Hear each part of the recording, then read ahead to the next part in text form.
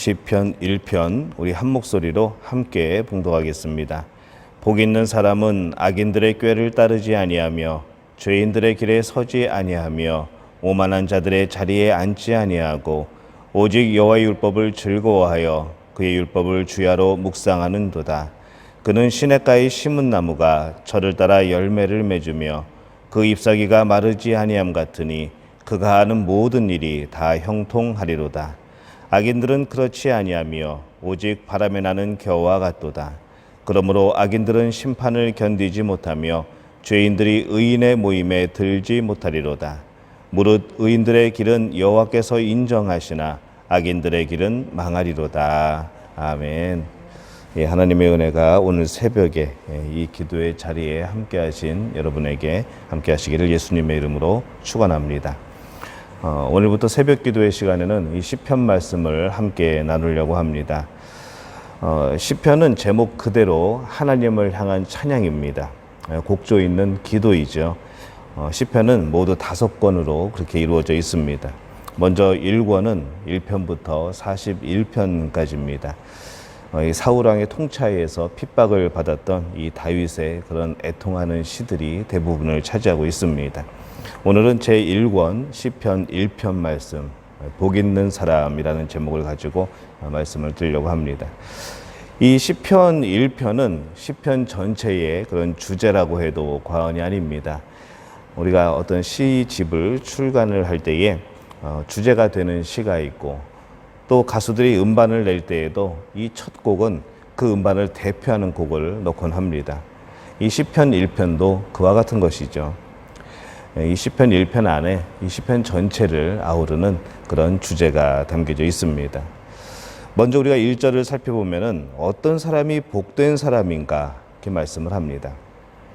복 있는 사람은 악인들의 꾀를 따르지 아니하며 죄인들의 길에 서지 아니하며 오만한 자들의 자리에 앉지 아니하고 이렇게 되어 있습니다. 이 여기서 이 악인이라는 것은 이 법정에서 유죄 판결을 받은 사람 그런 뜻입니다.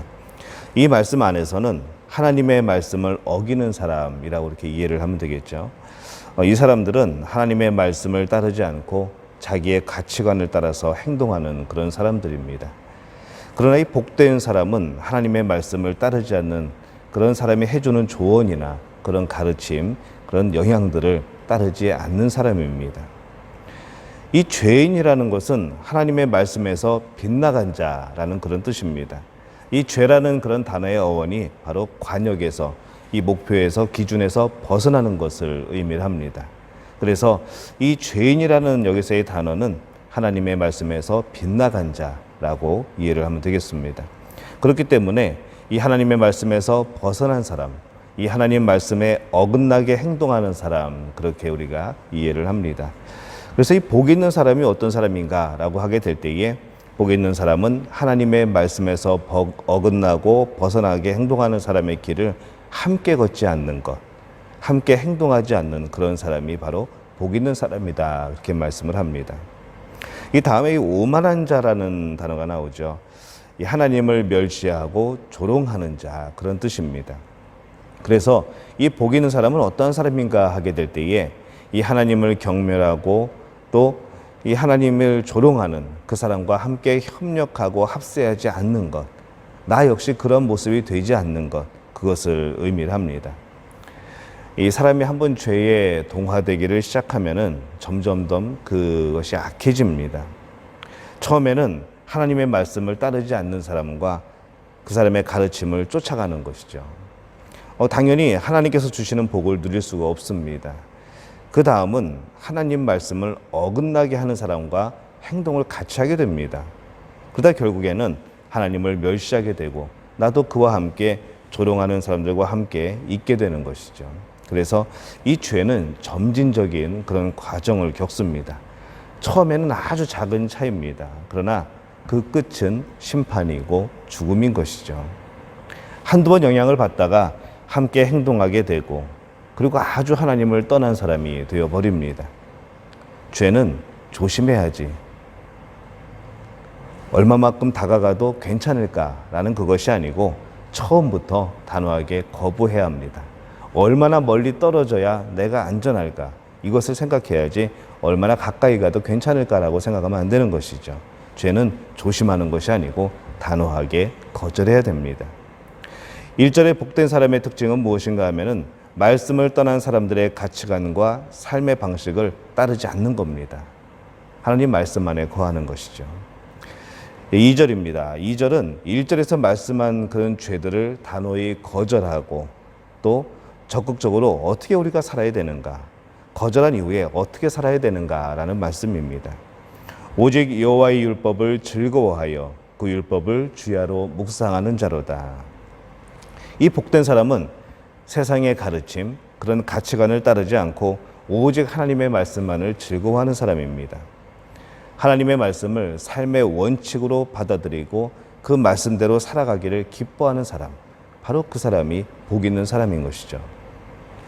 여러분, 이렇게 일을 하시면 알겠지만은 내가 즐거워하는 일들은 지치지 않습니다.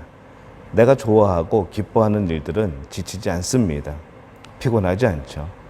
나중에 몸은 좀 노곤해질지 몰라도 그냥 마음은 행복합니다. 하루에 일과를 마칠 때 오늘은 정말 보람찬 하루였다고 그렇게 말을 하게 되죠. 이 복된 사람은 하나님의 말씀을 깨닫고 기뻐합니다. 하나님의 뜻을 알기 위해서 밤과 낮으로 그 말씀을 묵상하는 것이죠. 이 묵상한다는 것은 말하다, 속삭이다 그런 뜻입니다. 이 하나님의 말씀을 떠올리는 것이죠. 하나님의 말씀을 마음에 새기는 겁니다. 그리고 계속해서 순간순간 떠오르는 하나님의 말씀을 다시 한번 생각하고 또 그 말씀을 외우고 이제 그것이 바로 묵상한다는 것입니다.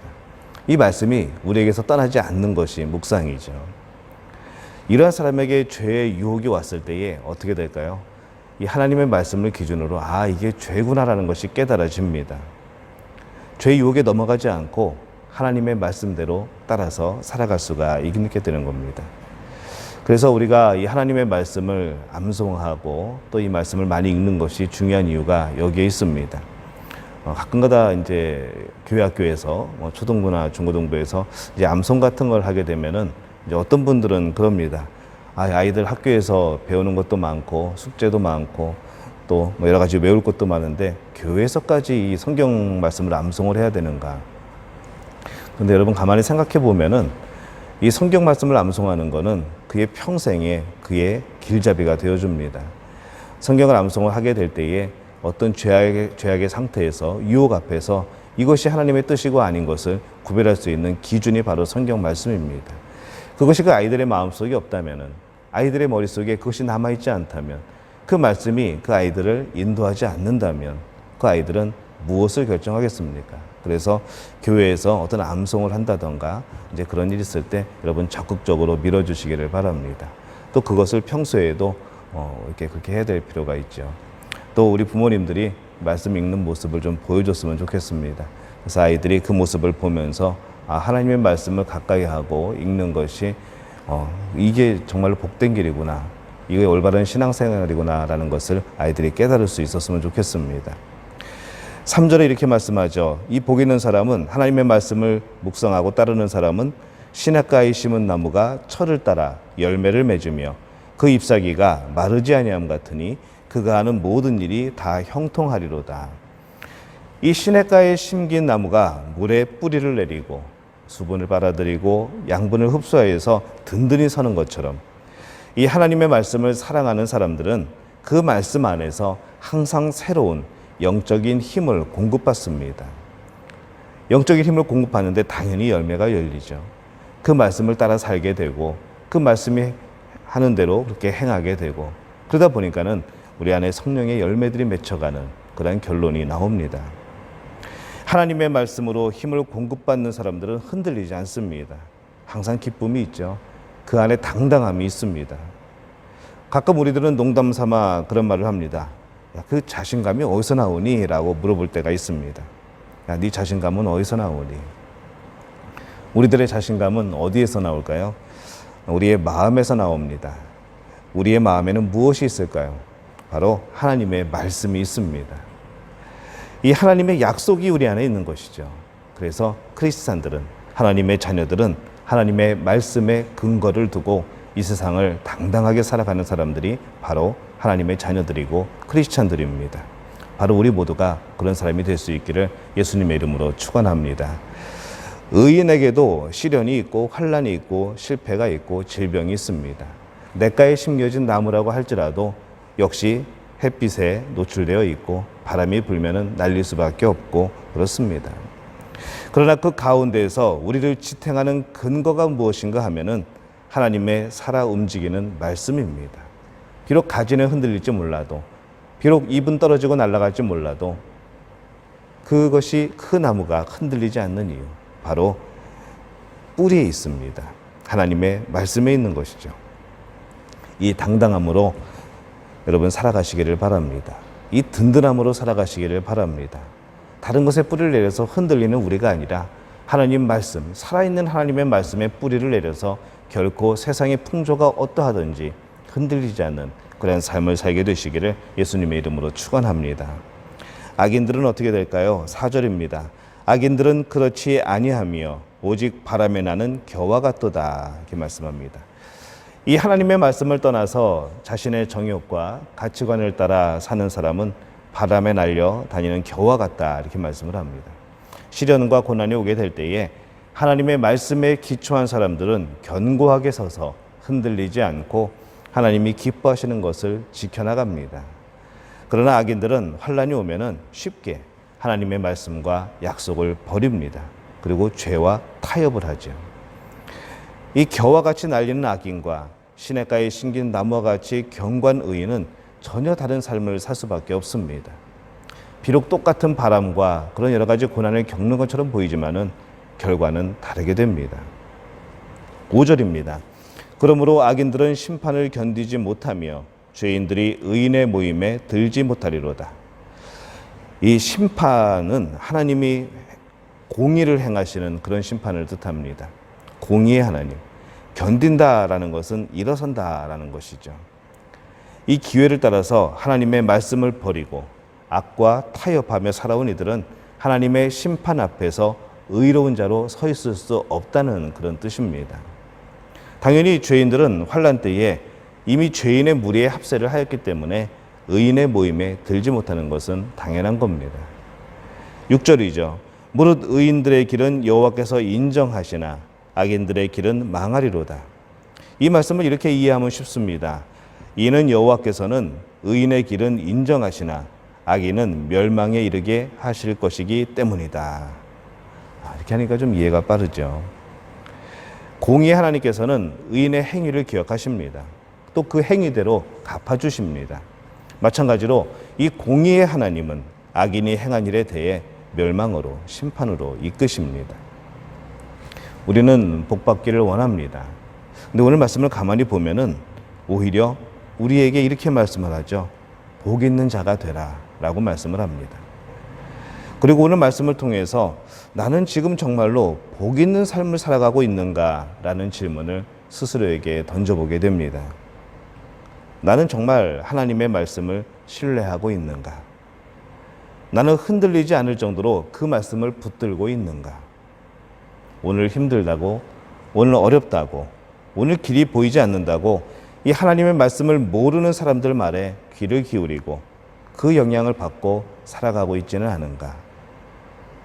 하나님의 말씀을 거스리는 사람들과 함께 내가 그 길을 걸어가고 있지는 않은가? 함께 행동하고 있지는 않은가? 하나님의 말씀은 이렇지만은 내가 살아보니까, 내가 경험해보니까 내 방법이 더 좋다는 그런 교만이 나도 모르게 내 안에 자리 잡고 있지는 않은가? 돌이켜보게 됩니다. 여러분은 어떻습니까? 이 바라기는 하나님 말씀을 신뢰하고 그 말씀을 마음에 새기고 또 그 말씀에 뿌리를 내려서 든든히 서는 그런 믿음의 가족들이 되시기를 예수님의 이름으로 축원합니다. 그렇게 살아가게 될 때에 여러분이 정말 복 있는 자가 될 줄로 믿습니다. 또 하나님은 여러분에게 네가 참 복 있는 자다라고 그렇게 말씀하여 주실 줄로 믿습니다. 이 새벽에 우리가 정말 하나님의 말씀을 마음에 두고 살아가는지 한번 돌이켜보면서 오늘 하루 하나님 말씀을 묵상하며 즐겁고 그런 당당한 삶을 살아가는 우리 믿음의 가족들이 되시기를 예수님의 이름으로 축원합니다.